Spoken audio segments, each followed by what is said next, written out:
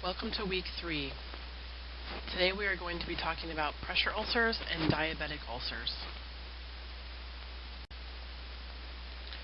The objectives for this lecture include describing medical diagnostic testing and interventions for neuropathic and pressure wounds, and describing physical therapy tests and measures and interventions for neuropathic and pressure wounds. First, we're going to talk about pressure injuries, and then we will talk about neuropathic wounds. The next 5 slides illustrate several different stages of pressure injury. We're going to talk briefly about each slide. This is a stage 1 pressure ulcer. It has reddened skin that does not blanch when you push on it, but it does not have any openings. It is over a bony prominence where pressure ulcers typically develop. This picture is an example of a suspected deep tissue injury. You can see the dark discoloration in the center that is not open, that changes to maroon and pink further out from the injury.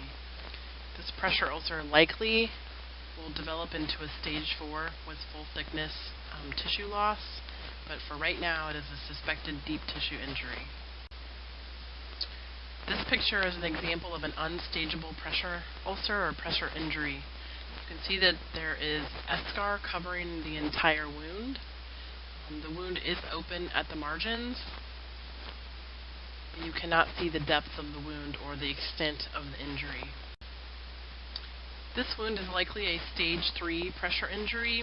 It's characterized by full thickness skin loss. It has slough and necrotic tissue in the base. This could be a stage 4 if when you palpate you can feel bone. We don't know that from a picture. This is an example of a stage 2 pressure injury. It is red and non-blanchable, and it has areas that are open that are partial thickness skin loss. All of the definitions that we just discussed related to pictures and staging of pressure ulcers were developed by the Agency for Healthcare Research and Quality. They're also a part of the National Pressure Ulcer Advisory Panel, which is the gold standard governing body that dictates care, appropriateness, definitions of pressure injury, pressure ulcer management. These 2 sources are used in litigation, and they are followed by pairs. Please click on the link for National Pressure Ulcer Advisory Panel to view the reference guide. Definitions, pictures, management of pressure ulcers are all included in this guide. You can also just go to the www.npuap.org website on your own and just sift around. They have all kinds of links for references, quick education guides that are a little smaller than what that actual reference guide is. So let's talk a little bit about what the prevention guidelines are. Everyone has to have a risk assessment, which includes checking for mobility, checking for pressure, checking for comorbidities. There are several standard tools out there we will discuss a little bit later that are components of this risk assessment. Skin care and early treatment, making sure that you have moist skin, that it's not dry, it doesn't have pressure on it, it's not at risk for breaking down.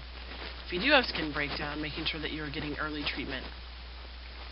Mechanical loading and support surfaces is very important, especially if immobility or decreased mobility is a component of your patient. And then for all prevention, education is also an important component as well. So I mentioned in the last slide that all patients must be assessed for risk. For a facility, this is immediately upon admission, and most facilities have their very own specific guidelines for when a skin assessment and a risk assessment should be completed. They should be done at regular intervals and should be using a validated tool. The most common tool used is the Braden scale. Written documentation of skin integrity, usually as a nurse upon their assessment, is very important for location, type of breakdown, type of ulcer. Pictures are gold standard. Nowadays, with the electronic medical record, some systems don't support large documents and pictures to be uploaded to them, so that's a barrier in acute care for taking pictures. Early treatment also consists of routine skin inspections, so daily nursing assessment, looking at every inch of that patient's skin, and then also documenting any sort of changes that they find. Cleansing, moisturizing, and protecting the skin with barrier creams, barrier wipes, barrier sprays is also a skin care and early treatment and a prevention intervention. Also, to prevent pressure ulcers from forming, or if a patient already has a pressure ulcer, to prevent it from worsening, you want to make sure that they have an appropriate support surface. There are several kinds. There's pressure redistribution. It also manages the climate, decreases shear and friction, and some beds actually also are on automatic timers. You can set them for turning and repositioning. This would be for either in bed or if the patient is sitting. So pressure redistribution is the ability of the support surface to distribute the load over the contact areas. Two different kinds of that are pressure relieving, so it's below the lowest capillary closure pressure, which is around 23 millimeters of mercury. Pressure reducing is below standard, but it's not consistently below that 23 millimeters of mercury. So you need to know which kind of surface that your patient is on and if it's appropriate for them. There are two types of pressure redistribution equipment. You have dynamic, where the surface pressure changes depending on what position the patient's in. So if the patient shifts, the redistribution shifts as well. It's electric or battery powered.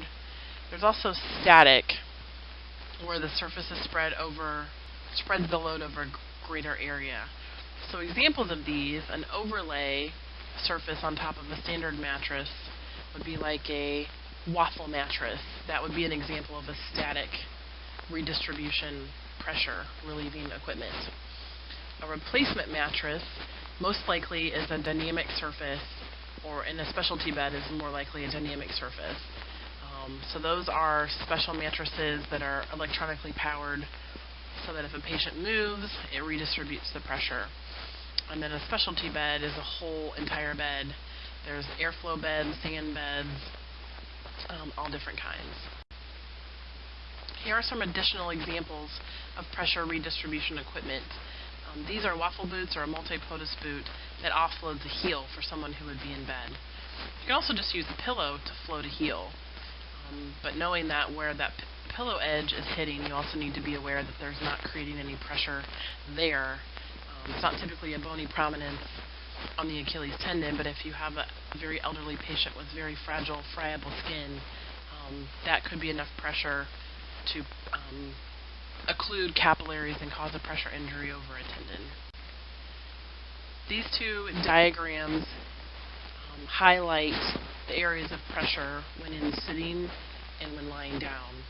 So if you think about your shoulder blades, your hips, your coccyx, your elbows, your buttocks or your ischial tuberosities, the back of your knees, and your heels being the greatest contact and the greatest risk for pressure, those are the areas that you want to reduce or redistribute the pressure so that you're not getting pressure sores in those areas over those bones.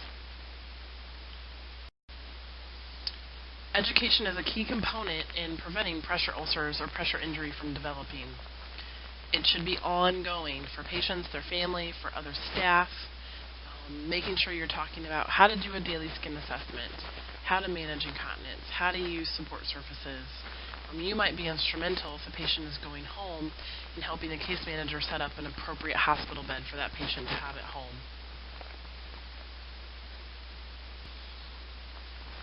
So what kind of pharmacological management is involved with pressure injury? Well, pain medication for wound treatment, managing the sedation of a patient, and then if the patient needs to be on antibiotics because the wound is infected, those are the two main pieces of drug management. Surgical options, sometimes the wound is deep enough and is a progressive stage enough that it needs to have some surgical debridement. Sometimes because of the location and just the amount of time it's going to take to fill in that tissue surface area, sometimes patients and physicians will elect to have muscle flaps done to fill up that tissue so they can get closure quicker and then move on to their next phase of healing and next phase of rehab. So what about PT interventions? Well, local wound care, you see a variation on the theme here. Intervention varies widely depending on the stage of the pressure ulcer, what the wound looks like, and where it is. So you may be doing debridement, you may be doing some type of modality, you may be doing negative pressure, and then of course, well, you may be doing debridement as well. And then your dressings. What does the wound look like? What's the drainage? What's your goal for your dressing? So here's a special consideration for heel ulcers. If you have stable eschar over the heel, it should be left alone. So what do we mean by stable? Stable means it's dry, it's intact, the edges are not pulling away from the intact skin, there's no erythema, there's no drainage. It's like a nature's Band-Aid. You should leave that alone. If you debride that, you increase the likelihood that that patient is going to get an infection, have osteomyelitis, or lose their limb. The heel does not have great blood supply, so by removing that eschar, you're giving a patient a wound that they didn't have before, and there's not a great chance that that wound is going to heal on its own. However, if there is drainage, the eschar is pulling away, or there are signs and symptoms of infection, then the eschar should be debrided. So clinical wisdom for pressure ulcers. Remove the source of the pressure. If you don't take away the pressure, you're not going to heal the wound, you're just going to further it. Or if you do heal the wound, you're just going to create a new ulcer. So for example, if the patient is getting pressure ulcers at their ischial tuberosity, you need to check out their waffle cushion or their pressure redistribution surface in their chair. Is it old? Is it not set the right way? Because that's why they're getting a pressure ulcer there. Or do they even have a cushion? Those are all things you need to look at, because if you don't fix that, you won't prevent the wound from happening again. The second piece is do not reverse stage pressure ulcers. If it starts as a stage 4, it's always a stage 4, it just is healing.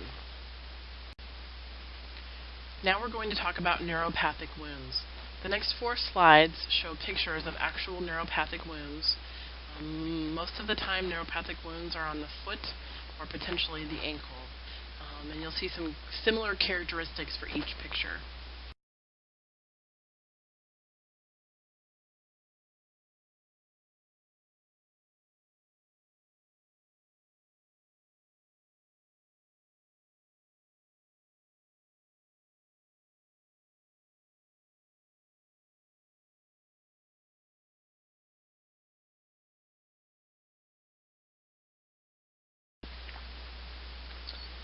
Diagnostic testing is important for neuropathic ulcers. It's important to have an x-ray or a bone scan. A lot of times, because of foot deformities, bones are very prominent or close to the surface in a lot of these wounds, and the risk for them having an infection or having osteomyelitis is very high. You want to know that at the onset so you can appropriately set up a treatment plan, collaborate with other medical team members, and get this wound healed. You also want to look specifically at lab values for glucose. You can see that what's normal is listed there, and then what over 200, equal or over to 200, impairs wound healing. So in order for a neuropathic wound to heal, a patient has to have pretty well controlled diabetes. Another important lab value to look at would be the hemoglobin A1C. It looks at an average glucose over a 2 to 3 month period. So normal for someone who does not have diabetes is 4 to 5.6%. That means there's 4 to 5.6% of a person's blood is made up of glucose. So important things to consider with pharmacological management. Are they currently on oral or IV insulin hypoglycemic agents? If yes, is it working? Is it controlling their blood sugar? Are they using them regularly? Are they taking them regularly? Can they afford them? Do they check their blood sugar? Are they on antibiotics? Antibiotics can skew blood sugar and cause someone who normally has controlled blood sugar to have out of control blood sugar. So that would be a factor in healing as well. Same thing with opioids. And then neuropathic pain management. it's not appropriate or accurate to assume that if someone has peripheral neuropathy, they can't feel any pain. They can sometimes. Neuropathy is kind of a strange thing. But sometimes neuropathic pain can be controlled with anticonvulsants, antidepressants, or capsaicin is ointment that can be put on as well that addresses neuropathic pain. And then a really big component of diabetic education is nutrition. Nutrition is the single most important way people can control their blood sugar and get to a stable place. If they don't have well-controlled blood sugar, no matter what you do, that wound isn't going to heal. And again, depending on what the wound looks like, what's visible, what's involved, this patient may need surgery. Debridement, routine or repeat incision and drainage if they need multiple trips to the OR. Sometimes physicians or podiatrists will implant antibiotic beads into the actual wound, so they're delivering a topical antibiotic at the site. And then, of course, as a last resort, amputation if you're unable to heal that wound or the infection in the bone is too bad. A classification system that's available for physical therapists to use is the Wagner classification for neuropathic ulcers. It's listed in the table below, and it gives a grade to the neuropathic foot ulcer based on what you see.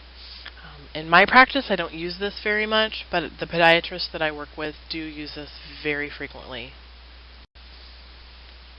It is important to check sensation, especially since patients often have neuropathy associated with diabetes. You can check their protective sensation using the Sims-Weinstein monofilament.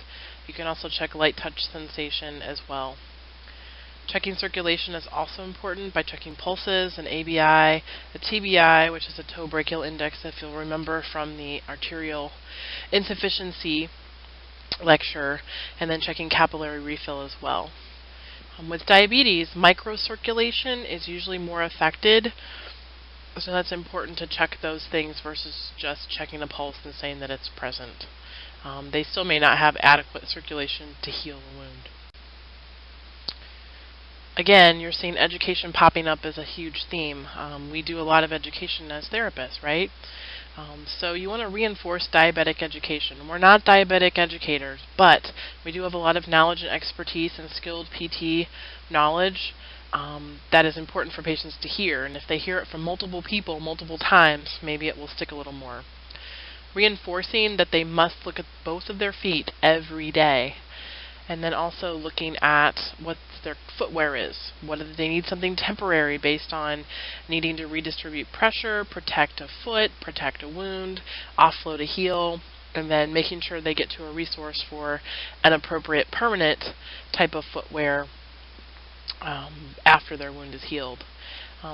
Something interesting to note is that Medicare will pay for 1 pair of shoes or 3 pair of inserts per year, and patients can go to medicare.gov to see what these current guidelines are.